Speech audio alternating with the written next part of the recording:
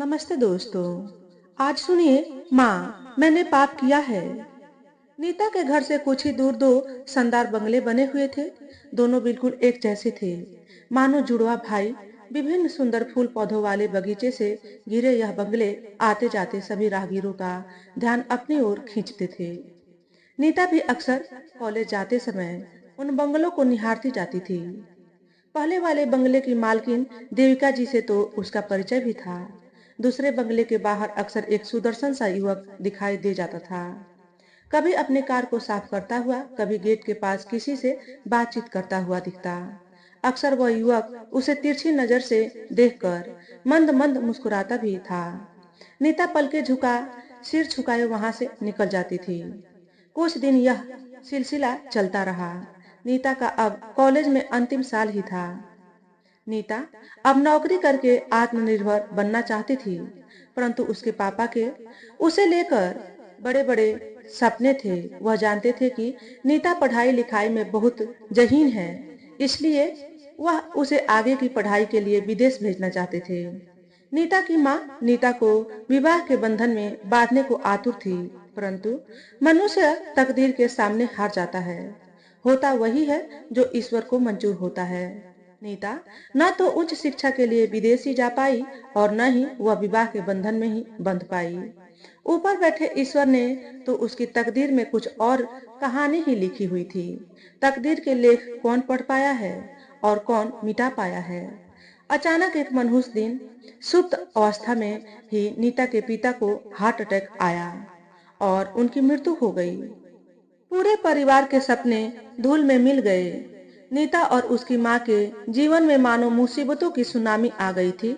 उनका कोई ऐसा आत्मीय या ऐसा रिश्तेदार भी न था जो इस मुसीबत की घड़ी में उनको सहारा देता और उन पर आए इस आकस्मिक कष्ट से उबारने में मदद देता। नाम के लिए तो नीता के एक चाचा थे, परंतु वो वर्षों पहले ही विदेश में परिवार सहित बस गए थे। नीता के एक मामा भी थे, जो बेचारे बहुत ही निर्धन थे।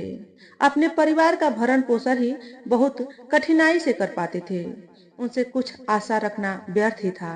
मामा जी बेचारे यह खबर सुनकर इधर उधर से मांग कर कुछ रुपयों का जुगाड़ करके आ तो गए, पर बहन और भांजी की कुछ आर्थिक मदद नहीं कर सकते थे। बस बहन और भांजी को थोड़ी सी हिम्मत बंधा कर चले गए। माँ और बेटी ही एक दूसरे के आंसू पोंछती रहती थी। पिता की आधी पेंशन नीता की माँ को मिलनी शुरू हो गई। नीता ने बड़ी समझदारी से उसके पिता ने जो धन उसके विवाह के लिए जमा किया था और वो उनकी थोड़ी सी सेविंग थी, उनको सहेज कर अपनी माँ के नाम एक एफडी बनवा दी। नीता अब मन मार अपने जीवन की सारी उमंगों और सपनों को अनदेखा करके किसी अच्छी सी नौकरी की तलाश में निकल पड़ी। वह अपने कॉलेज की टॉपर रह चुकी थी। बहुत सोचकर उसने सबसे पहले अपने कॉलेज के प्रिंसिपल से ही संपर्क किया। कॉलेज के स्टाफ को भी उस पर बहुत ही गर्व था। वो सबके स्नेह की पात्र भी थी। उसने अपने कॉलेज के प्रिंसिपल से संपर्क करके उनसे अपनी इस समस्या के बारे में विचार विमर्श किया और मदद मांगी। इस बार तो नीता की तकदीर ने उसका साथ दे दिया। संयोग से उसी कॉलेज में ही लेक्चररशिप कर लिए कुछ रिक्त स्थान थे। उनमें से एक स्थान नीता के विषय का भी वहां खाली था। बस बात बन ही गई। अब एक छोटे से औपचारिक इंटरव्यू के बाद ही नीता को वहां लेक्चरर की पोस्ट पर नियुक्त कर लिया गया। नीता ने भी प्रिंसिपल साहब का हार्दिक धन्यवाद किया। नीता अब बहुत ही लगन और मेहनत से अपने अध्यापन कार्य में जुट गई। नौकरी करते करते 2 साल ऐसे ही गुजर गए। नीता की माँ अपनी बेटी के लिए चिंतित रहती थी।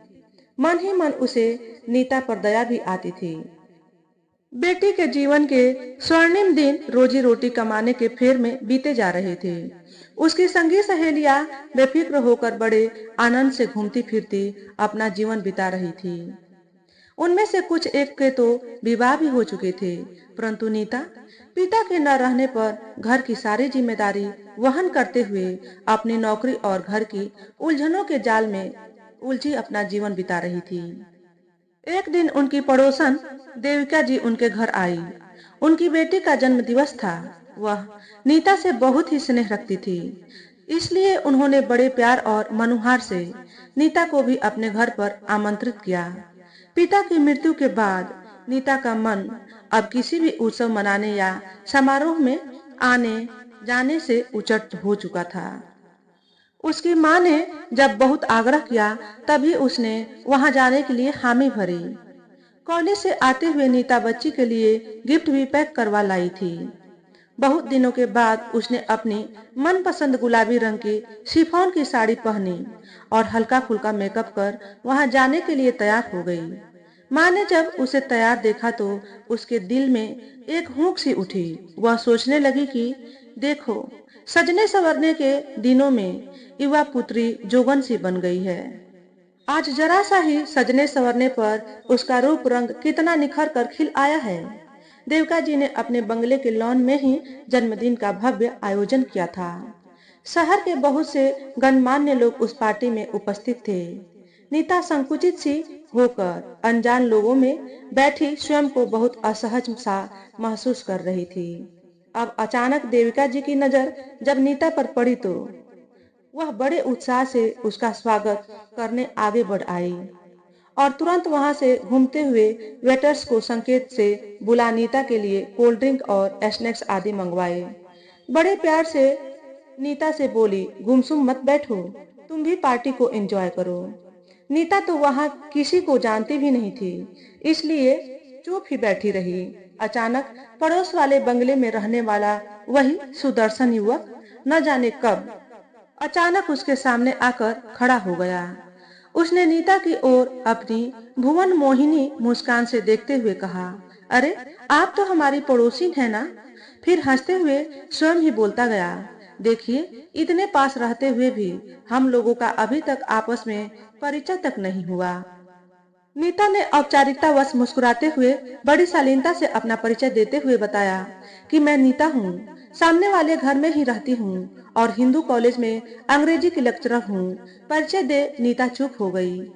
युवक मुस्कुराकर बोला, मैं रोहित हूँ। मैं भी एक विदेशी कंपनी में नौकरी करता हूँ।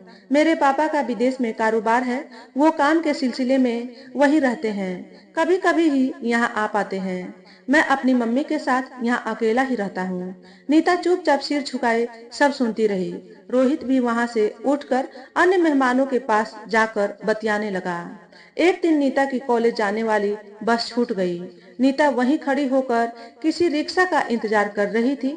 रोहित अपनी कार से कहीं जा रहा था। जब उसने वहां नीता को अकेले खड़े देखा तो वह मुस्कुराते हुए चंचल निगाहों को देखते हुए बोला, अरे लगता है आज आपकी बस छूट गई। क्यों? उसने कार को वहीं रोक लिया और कहने लगा, कोई बात नहीं, मैं भी उधर ही जा रहा हूँ, मैं आपको कॉलेज तक छोड़ दूंगा। वह बिना नीता के उत्तर की प्रतीक्षा करे झटपट एक कुशल चालक की तरह कार का दरवाजा खोलकर खड़ा हो गया। नीता भी मना न कर पाई। रोहित के साथ कार में बैठकर नीता के दिल धड़कने लगा। मन में नई अनोखी सी तरंगे उठने लगी। रोहित कनखियों से उसे देखकर मंद मंद मुस्कुराते हुए गाड़ी चला रहा था। नीता की धड़कनें कार की रफ्तार के साथ तेज हो रही थी। नीता के मन के वह कोमल भाव, जज्बात जो उसने बरसों से अपने मन में जबरन दबाए हुए थे, अब उभरने लगे थे। आज रोहित के साथ गाड़ी में बैठी तो उसे पहली बार ऐसा महसूस हुआ मानो वह अपने यौवन प्यार की कोमल भावनाओं को छिपा छिपा कर स्वयं पर ही अत्याचार कर रही थी। उसके कॉलेज का गेट आ गया था। वह नम्रता से रोहित को मंद मुस्कान से धन्यवाद करके गाड़ी से उतर गई। कॉलेज से वापस आने के बाद भी वह रोहित के बारे में ही सोचती रही। उसका मुस्कुराता हुआ चेहरा और बातों में अपनापन उस पर मानो जादू सा कर गया था। उसके दिल में एक हलचल सी मची थी। नीता के पड़ोस के राधा स्वामी के मंदिर से श्रद्धालुओं का एक समूह 4 धाम की यात्रा पर जा रहा था। नीता की माँ अपने पति की मृत्यु के बाद घर में कैद सी होकर रह गई थी। नीता ने अपनी माँ को भी उस तीर्थ यात्रा पर भेजने का निश्चय किया, जिससे उसकी माँ को भी इस उदासी और निराशा के अंधकार से बाहर निकलने का मौका मिले और उनको अपने पति के बिना जीने की आदत भी पड़े। नीता ने अपनी माँ को बहुत कठिनाई से तीर्थ यात्रा के लिए मनाया। माँ के जाने के बाद नीता को बहुत ही अकेलापन और उदासी सी महसूस होने लगी। वैसे उसका आधा दिन तो कॉलेज में ही बीत जाता था। घर आकर घर के काम में व्यस्त हो जाती। बस रविवार को उसे कुछ समय मिलता था। एक दिन रविवार ही था। नीता काम खत्म करके दोपहर को सो गई तो शाम तक सोती ही रही। नीता की नींद कॉल बेल की आवाज से टूटी। उसके काले घने बाल उसके साने पर बिखरे थे और आंखों में नींद की खुमारी भरी थी। धानी चुनरी उसके गले में लिपटी थी। नीता की खूबसूरती एक दहकते हुए अंगारों सी दिख रही थी। वह जल्दी से घबराकर उठ बैठी। दरवाजा खोलने पर देविका जी और रोहित खड़े दिखाई दिए। वह दोनों हंसकर एक ही स्वर में बोले, देखो तुम्हारे घर बिन बुलाए मेहमान आ गए हैं। देविका जी ने उसे बताया कि रोहित बहुत दिनों से तुम्हारे घर आने का आग्रह कर रहा था। अब तुम्हारे घर अकेले तो आने की वो हिम्मत नहीं जुटा पा रहा था, इसलिए मुझे साथ लेकर आया है। हमने सुना है कि तुम और तुम्हारे पापा ने घर को बहुत अनोखे ढंग से सजाया हुआ था, इसलिए मैं भी यहाँ आने को बहुत उत्सुक थी। तुम्हारी कला प्रियता की चर्चा तो मैंने बहुत से लोगों से सुनी थी, इसलिए यहाँ आने की इच्छा रोक नहीं पाई। यह सुनकर नीता के गाल शर्म से गुलाबी हो उठे। वो बोली, ऐसा कुछ खास तो नहीं है। पापा नौकरी के दौरान देश विदेश जाते रहते थे। वहां से उनको जो अनोखी कला के नमूने मिलते ले आते थे। रोहित अपलक नीता को ही निहार रहा था। रोहित का उसे ऐसे देखने से वह असहज सी हो उठी। उधर रोहित भी उसके रूप रंग को देख हैरान सा था। उसे नीता का सौंदर्य किसी मायावी दुनिया में खींचे लिए जा रही थी। इस समय दोनों के दिलों में प्यार के बीज अंकुरित हो चुके थे।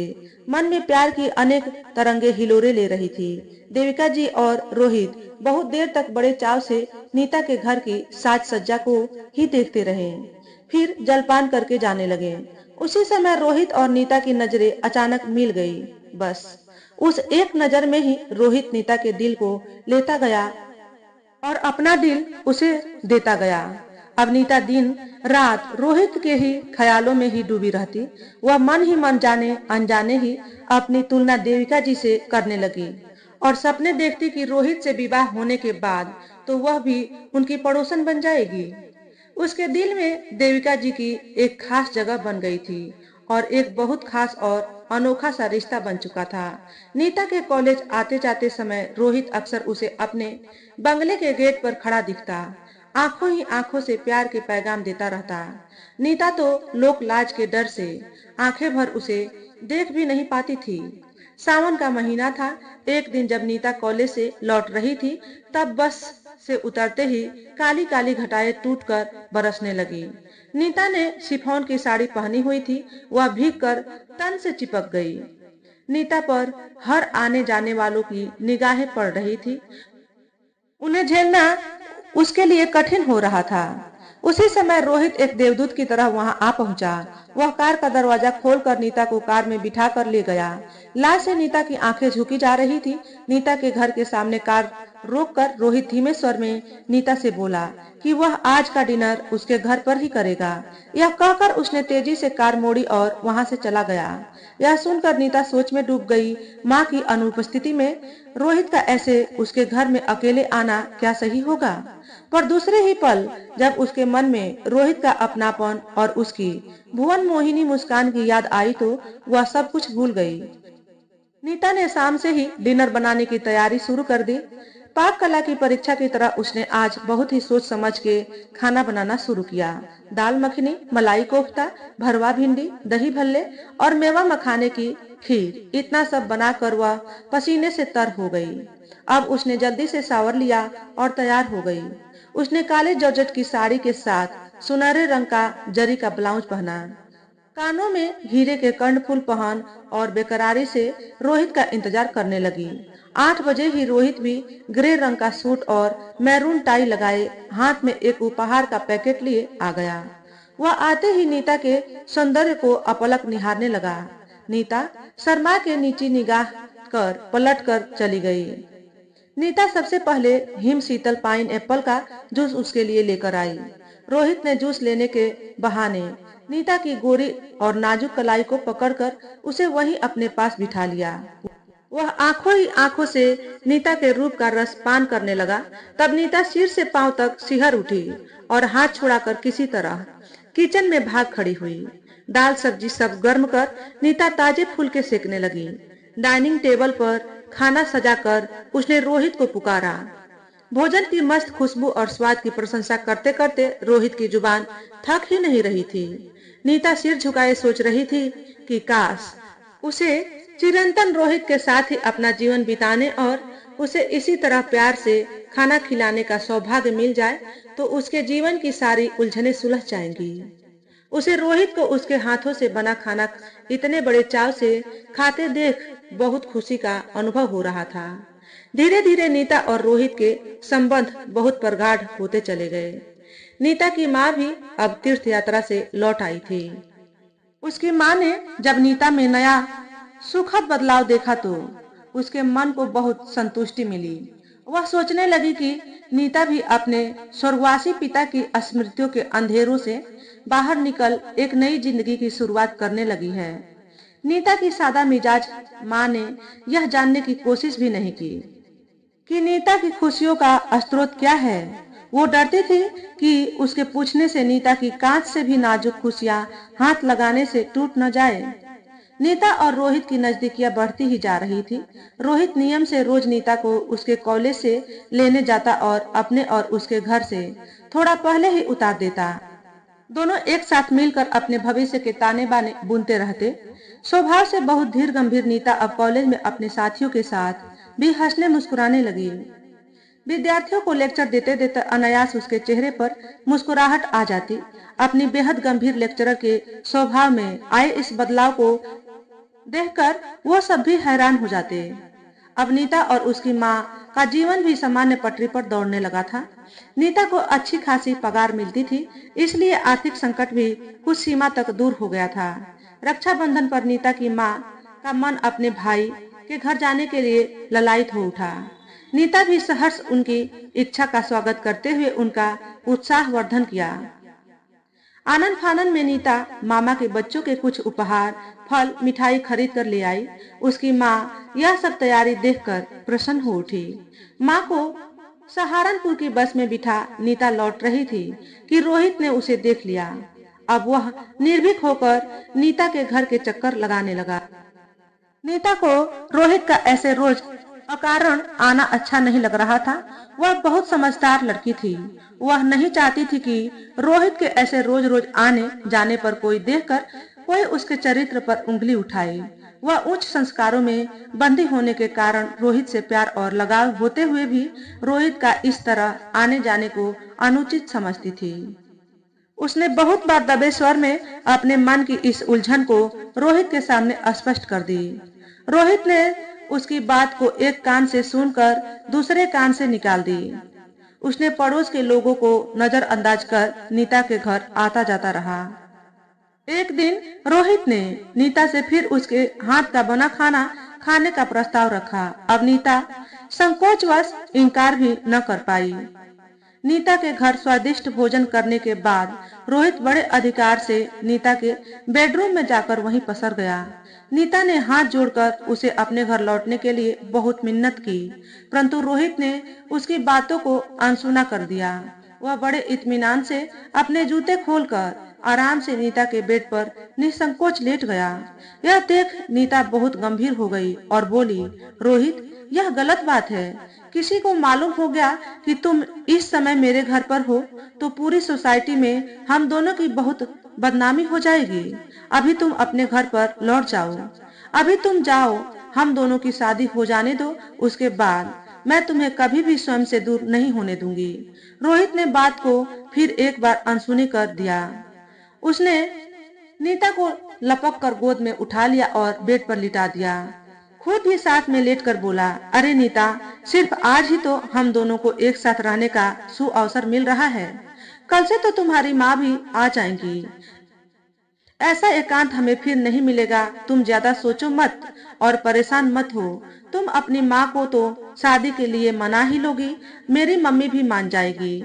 बस मेरी मम्मी देखने में तो बहुत आधुनिक लगती है, परंतु अपने मन से पूरी तरह भारतीय संस्कृति में ढली हुई है। एक बार हम दोनों की सगाई हो गई तो फिर शादी तक हमें मिलने की भी अनुमति नहीं मिलेगी। ऐसी आजादी भी नहीं मिल पाएगी। नीता ने रोहित की बात को काटते हुए कहा, रोहित, अभी तो हम दोनों के परिवार आपस में मिले तक नहीं हैं। वो लोग तो हमारे संबंधों के बारे में जानते तक नहीं हैं। शादी के बारे में तो क्या, सगाई के बारे में भी कुछ तय नहीं हुआ। तुम तो बस बड़े बड़े हवाई महल बनाते जा रहे हो।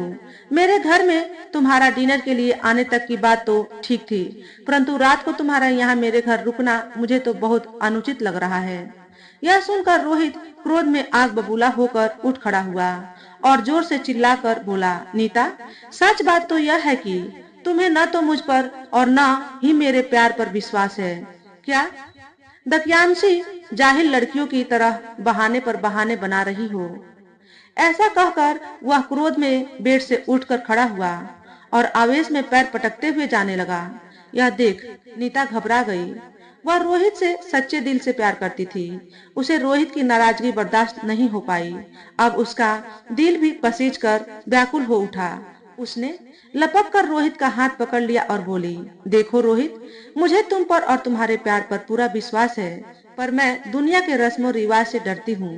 नीता को कुछ नर्म पड़ते देख रोहित ने नीता को गोद में उठा लिया और बड़े प्यार से बोला, मियाँ बीबी राजी तो क्या करेगा काजी। यह कहकर उसे बेड पर लिटा दिया। बहुत देर तक वो एक दूसरे की बाहों में सिमट प्यार के अलौकिक संसार में डूबे रहे। जब रोहित ने देखा कि नीता अब पूरी तरह उसके रंग में रंग चुकी है, पूरी तरह आत्मसात हो चुकी है, तो वह अपनी दैहिक प्यास बुझाने को आतुर हो उठा। नीता भी अपनी सूझबूझ खो बैठी थी। वह उसी के रंग में रंग गई थी। सही और गलत सोचने का दोनों को ही होश कहाँ था। जब ध्यान आया तब वह सब कुछ लुटा चुकी थी। होश में आने में अब क्या समझदारी थी। नीता ने घबराकर जल्दी से अपने कपड़े समेटे और वॉशरूम में घुस गई। उसका तन मन घबराहट और उत्तेजना से थरथरा रहा था। हाय, वह यह क्या कर बैठी। वह बड़ी देर तक शावर के नीचे ही खड़ी नहाती रही। कुछ देर बाद उसे रोहित की आवाज सुनाई दी। वह कह रहा था, नीता, मैं जा रहा हूँ, बहुत देर हो चुकी है, तुमसे फिर मुलाकात होगी। वॉशरूम से बाहर निकलकर नीता बहुत ग्लानि का अनुभव कर रही थी, मानो भरे बाजार में किसी ने उसे अपमानित कर दिया हो। उसने सुबह उठकर बड़े बेमन से चाय बनाई। कॉलेज जाने का मन ही नहीं हो रहा था। हर चीज में कल रात की यादें बिखरी पड़ी थी। उसका कहीं पर भी मन नहीं लग रहा था। वह गहरे अपराध बोध में डूबा जा रहा था। उससे रहा न गया। बेचैनी दूर करने के लिए उसने रोहित को फोन लगाया। काफी देर बाद रोहित ने फोन उठाया। बोला, क्या बात है, फोन क्यों किया? रोहित के बदले बदले सुर सुनकर नीता हैरान सी रह गई। संकोच से बोली, ऐसे ही दिल घबरा रहा था, सोचा तुम्हें फोन कर लेती हूँ। रोहित ने कहा, नीता, ध्यान से सुनो, मेरे प्रमोशन के लिए जल्द ही एग्जाम होने वाले हैं। अब मुझे पढ़ाई भी करनी है, इसलिए प्लीज तुम मुझे बार बार बेवजह फोन करके मुझे डिस्टर्ब मत करना। नीता बहुत हैरान और हताश सी हो गई। रोहित के ऐसे व्यवहार ने उसे निराशा की गहरी खाई में धकेल दिया। माँ भी वापस आने वाली थी। एक सप्ताह बाद उसने रोहित को फोन किया तो रोहित ने उसे बताया कि उसने सारे एग्जाम क्लियर कर लिए हैं। अब वह ट्रेनिंग के लिए जल्द ही विदेश जाने वाला है।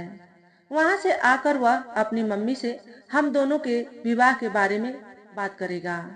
यह सुनकर नीता का दिल घबराहट से जोर जोर से धड़कने लगा। उसने रोहित से कहा कि वह रोहित के बिना 3 महीने कैसे बिताएगी। उसे बहुत घबराहट सी हो रही है। उसकी बात को अधूरी ही सुनकर रोहित ने बीच में ही फोन को काट दिया। नीता हतप्रभ सी खड़ी रह गई। वह बहुत चिंतित हो उठी। माँ भी अब वापस आ चुकी थी। नीता की माँ अब बहुत खुश थी और खुद को बहुत ही तरोताजा सा अनुभव कर रही थी। नीता को अब तो अपनी माँ के सामने जाने में भी शर्म सी आ रही थी। अपराध बोध की भावना से वह दबी जा रही थी। वह सोचने लगी कि उससे जाने अनजाने बहुत बड़ी भूल कर दी है। उसने माँ के विश्वास को अनजाने में ही चूर चूर कर दिया। अब क्या करे? उसने एक बार फिर रोहित को फोन करके सूचित किया कि अब उसकी माँ घर वापस लौट आई है। वो कम से कम एक बार उसके घर में आकर उसकी माँ से तो मिलकर बातचीत करके उसे आश्वस्त कर जाए। शेष बातें बाद में तय कर ली जाएंगी। परंतु रोहित ने तुरंत अपनी व्यस्तता का बहाना बनाकर अपना पीछा छुड़ा लिया। रोहित विदेश चला गया। जाने से पहले उसने एक बार नीता और उसकी माँ से मिलने की जरूरत भी नहीं समझी। विदेश जाने के बाद रोहित ने न तो नीता को कोई फोन ही किया और न ही कोई खोज खबर ही ली। विवश होकर नीता ने ही उसे 2 बार फोन किया और उसे अपनी सारी दुविधा बताई। इस पर रोहित ने जवाब दिया कि चिंता मत करो, मैं वापस आने के बाद तुम्हारी सारी परेशानी दूर कर दूंगा। रोहित को गए हुए 2 महीने बीत चुके थे। नीता को आजकल अपनी तबीयत में बहुत बदलाव का अनुभव होने लगा था। हर समय थकावट और कमजोरी सी महसूस होती थी।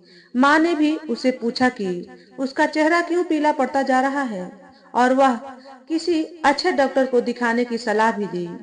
नीता को अब अपनी गिरती हुई सेहत का कारण कुछ कुछ समझ में आ रहा था। वह शर्म और भय से बुरी तरह व्यथित हो गई। अगर उसका शक वास्तविकता में बदल गया तब क्या होगा? उसने रोहित को तुरंत फोन किया और अपनी बिगड़ती हुई तबीयत की सारी जानकारी दे दी। यह सुनकर रोहित बुरी तरह से झल्ला उठा और क्रोध में आकर बोला, तुम पढ़ी लिखी होकर भी इस तरह जाहिलों और अनपढ़ों वाली बातें कर रही हो। अब तक क्या तुम सो रही थी? तुम्हें मालूम नहीं ऐसी मुसीबत से कैसे छुटकारा पाया जाता है? अब तक तुम किसके इंतजार में बैठी हुई थी? नीता के हाथ पैर ठंडे पड़ गए। यह रोहित ने ऐसी ओछी बात कैसे कर डाली? उसने उसे गलत किस्म की लड़की तो नहीं समझ लिया। रोहित ने तो 2 टके की बात कर अपना पीछा छुड़वा लिया। अब उसी को कुछ सोचना पड़ेगा। उसके घर के आसपास के जो डॉक्टर थे वो सब उनके परिचित थे। उनके पास जाने पर बहुत बदनामी का डर था। लाचार होकर वह एक ऑटो रिक्शा लेकर शहर के दूसरे कोने में जा पहुंची, जहां उसे कोई भी जानता नहीं था। तनाव से उसका बुरा हाल था। मस्तक की शिराएं फटने को थी। वहां वह सबसे पहले वह एक बुजुर्ग महिला डॉक्टर के पास गई।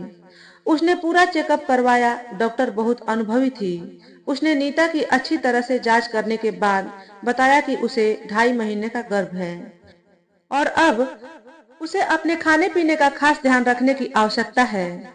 उसने नीता को कुछ ताकत की दवाइयां भी लिख दी। डॉक्टर की सारी बात सुनकर नीता को मारे घबराहट से जोर से चक्कर आने शुरू हो गए। शरीर ठंडा पड़ गया।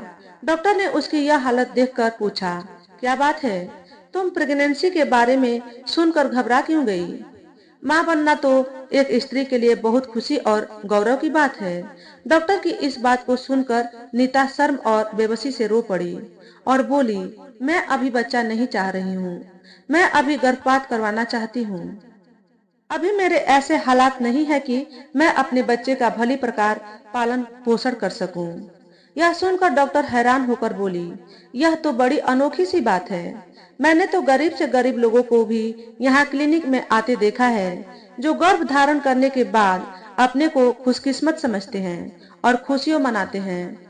मुझे तो आपकी आर्थिक स्थिति अच्छी लग रही है। आप न जाने किस कारण से इस खुशी से वंचित रहना चाह रही हैं। यदि आपको फिर भी बच्चा नहीं चाहिए तो कल आप अपने पति को साथ ले आइए। उनकी आज्ञा के बिना तो हम आपका गर्भपात नहीं कर सकते। यह कहकर डॉक्टर उठकर खड़ी हो गई। नीता उसके बाद आसपास की और डॉक्टर्स के पास भी गई, पर हर जगह यही जवाब मिल रहा था। अब वो परेशान हो चुकी थी। बदहवास सी होकर उसने रोहित को फोन किया, परंतु उसका फोन तो स्विच ऑफ आ रहा था। अब वो मजबूर सी हो गई। कोई चारा न देख उसने अपनी माँ की शरण ली और अपने कलंक के विष का प्याला माँ के हाथ में थमा दिया। उसकी माँ उसकी सारी बात सुनकर एक पत्थर जैसी बन गई।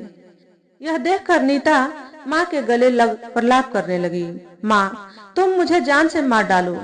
मैं एक उल्टा हूँ, पपीता हूँ, मैंने पाप किया है। तुम चुप न रहो, मैंने आपके विश्वास को तोड़ दिया। यह सुन माँ का खून पानी बन गया। एक पल के लिए वो अत्यंत रोष में आ गई। नीता को अपने से दूर धकेलते हुए बोली, तूने अपने मृत पिता और हमारे खानदान का नाम मिट्टी में मिला दिया। दूर हो जा मेरी नजरों से। नीरा सूझबूझ खो शून्य में देखने लगी। माँ ने जब नीता को ऐसे हाल में देखा तो उसका मातृत्व तड़प उठा। वह डर गई। उसने सोचा उससे मिली प्रताड़ना पाकर नीता कोई गलत कदम न उठा बैठे।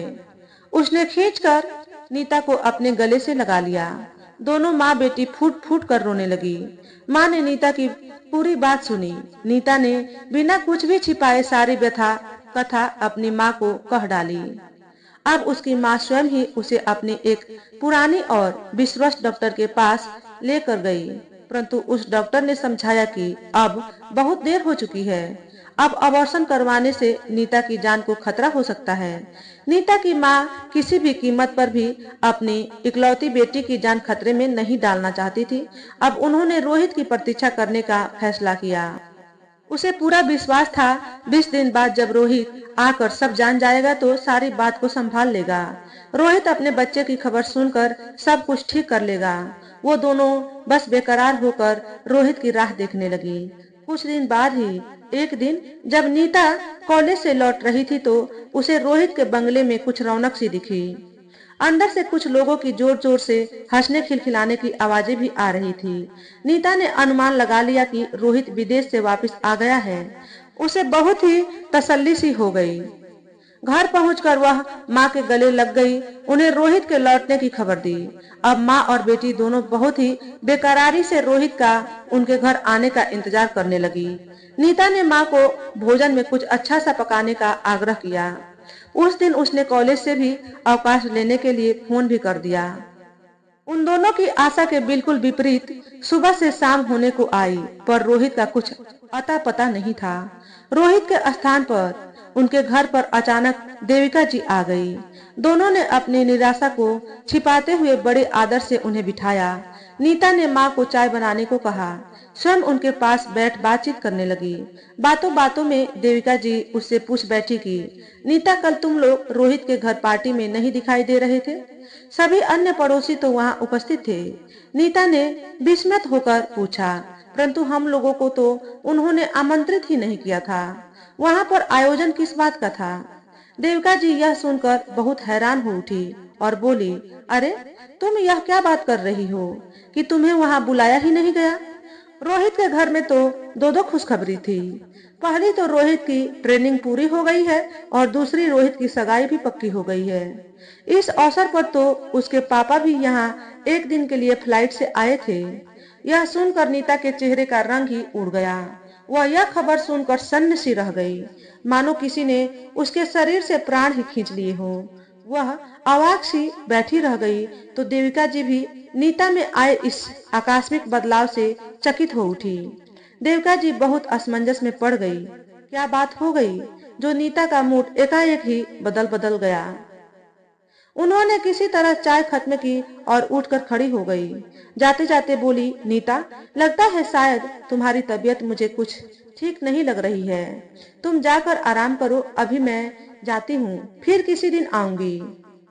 उनके जाने के बाद नीता कटे वृक्ष की तरह बिस्तर पर गिर पड़ी और विलाप करने लगी। नीता का रुदन सुन उसकी माँ किचन से आटे से सने हाथ लिए दौड़ती हुई वहां आई।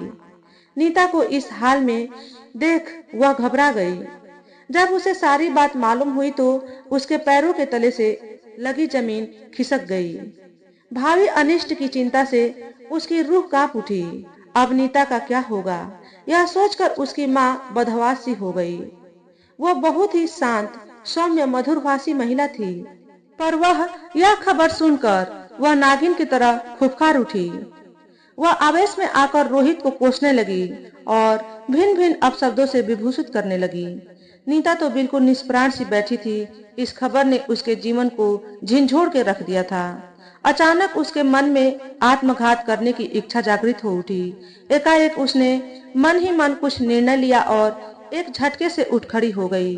उसने अपने कमरे में जाकर अंदर से दरवाजा बंद कर लिया। यह देख उसकी माँ घबरा गई और उसके पीछे पीछे दौड़ी। उन्हें अब नीता का इरादा कुछ ठीक नहीं लग रहा था। किसी अनहोनी के होने का अंदेशा और आसार दिखाई दे रहे थे। नीता की माँ ने नीता से दरवाजा खोलने की बहुत मिन्नत की, परंतु नीता ने अंदर से कोई जवाब ही नहीं दिया। तब उसकी माँ ने नीता को बाहर लाने के लिए अपने अंतिम अस्त्र का सहारा लिया। उसने नीता को उसके मृत पिता की सौगंध दे दी। नीता को अपने पापा से बेहद लगाव था। मृत पिता की कसम के कारण बेबस होकर दरवाजा खोलकर वह बाहर आ गई। समय की नजाकत को देखते हुए माँ ने रोती हुई नीता को प्यार से समझाकर अपने गले से लगा लिया। उसे पुचकारते और सांत्वना देते हुए बोली, बेटी धीरज और विश्वास रखो। ईश्वर के घर देर है परंतु अंधेर नहीं है। हम कल ही रोहित और उसकी मम्मी से बात करने जाते हैं। मुझे पूरी आशा है कि रोहित की मम्मी को तुम्हारी इस हालत की कुछ भी खबर नहीं है। रोहित ने भय के कारण उन्हें कुछ भी बताया नहीं होगा। यह खबर सुनकर वह अविलंब ही तुम दोनों को विवाह सूत्र में बांधने में देर नहीं करेगी। अगली शाम को दिन ढलने के बाद साहस करके नीता और उसकी माँ रोहित के बंगले में जा पहुंची, परंतु दरबान ने उन्हें बंगले के गेट पर ही रोक दिया। वह पूछने लगा कि आपको यहाँ किससे मिलना है। नीता ने जब रोहित का नाम लिया तो वह अंदर सूचित करने गया। रोहित का नाम सुनते ही उसकी मम्मी हैरान हो उठी। वह दरबान को पीछे करते हुए स्वयं तन कर उनके सामने जा खड़ी हुई। आधुनिक साज सज्जा में मेकअप से लिपि पोती उस गर्वीली महिला को देख वह दोनों ही सकपका सी गई। रोहित के मम्मी ने बड़ी अवज्ञा से उन्हें ऊंचे स्वर में पूछा, आप लोग कौन हैं? रोहित को आप कैसे जानती हैं? उससे आपको क्या काम है?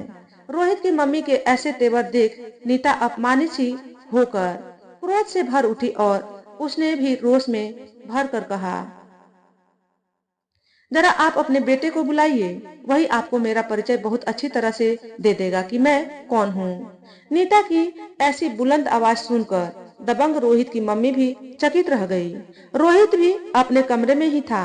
जब उसने नीता और अपनी मम्मी की बहस की आवाजें सुनी तो वह घबराकर घर के स्टोर रूम में जा घुसा।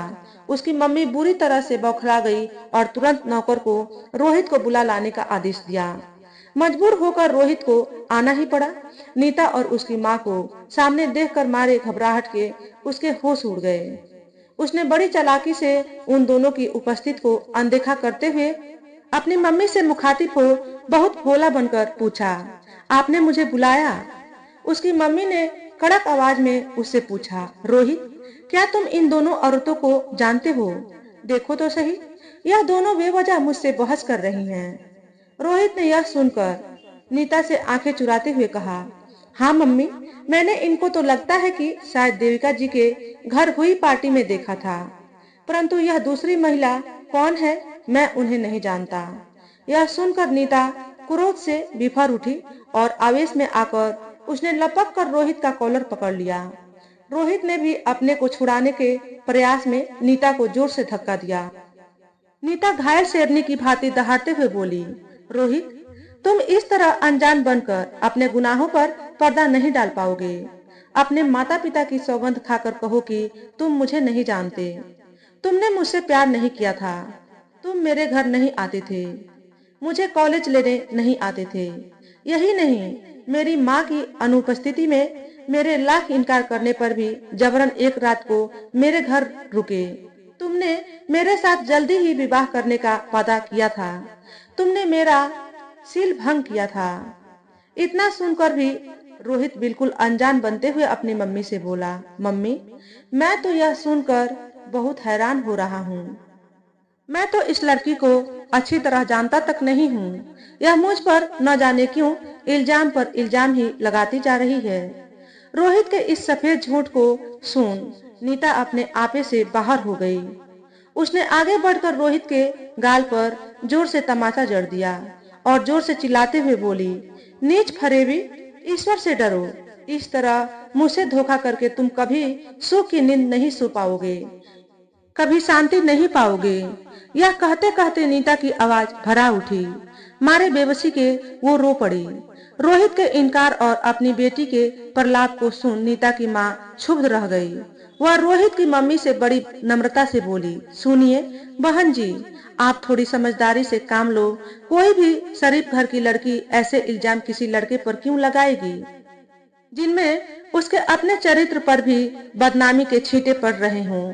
अब आप दोनों का यह निर्मम व्यवहार असहनीय है। मुझे अपनी बेटी की बात पर पूरा पूरा यकीन है। वो कभी झूठ नहीं बोलती है। आप मेरी भोली भाली बेटी के साथ ऐसा अन्याय मत करिए।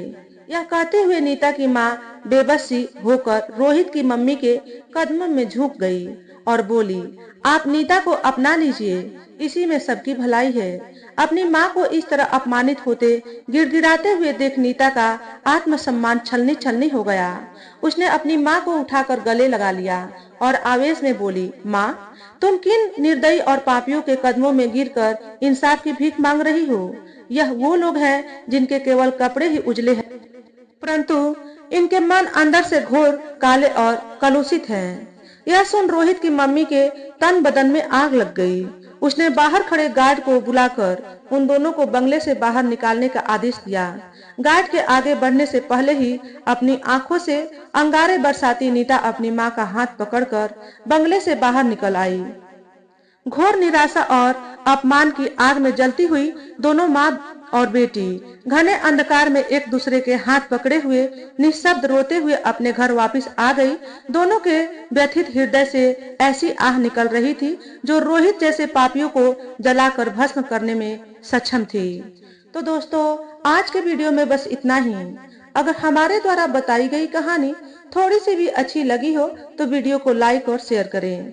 चैनल पर पहली बार आए हो तो चैनल को सब्सक्राइब करके बेल नोटिफिकेशन को ऑल पर सेट कर लें, ताकि आपको ऐसे ही अच्छे अच्छे वीडियो देखने को मिले। हमेशा खुश रहें, हमेशा स्वस्थ रहें। वीडियो देखने के लिए आपका बहुत बहुत धन्यवाद।